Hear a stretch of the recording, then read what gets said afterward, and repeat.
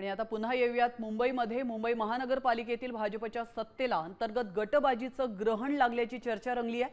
महापौरांवरील आरोप आणि गटबाजीमुळे पक्षाच्या प्रतिमेला धक्का बसतोय अशी भावना वरिष्ठ नेतृत्वाने व्यक्त केली आहे, अशी माहिती सूत्रांनी दिली। या वादाला अंतर्गत सत्ता संघर्षाची किनार असून वाद चव्हाट्यावर आणणाऱ्या नेत्यांवर कारवाईची शक्यता वर्तवली जाते। याविषयी अधिक माहिती देण्यासाठी आपले प्रतिनिधी गणेश कवडे फोन लाईन वरून आपल्यासोबत जोडले गेलेले आहेत। गणेश, मुंबई महानगरपालिकेत भाजपच्या सत्तेला अंतर्गत गटबाजीचं ग्रहण लागल्याचं कळतंय, नेमकं काय घडतंय?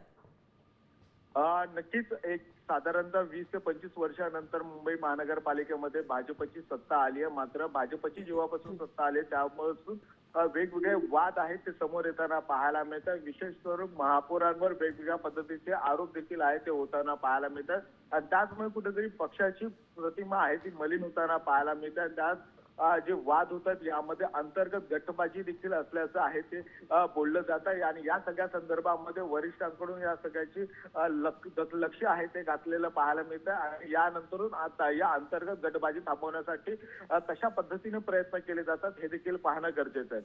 नक्कीच, धन्यवाद गणेश, तुम्ही दिलेल्या महत्त्वपूर्ण माहितीबद्दल।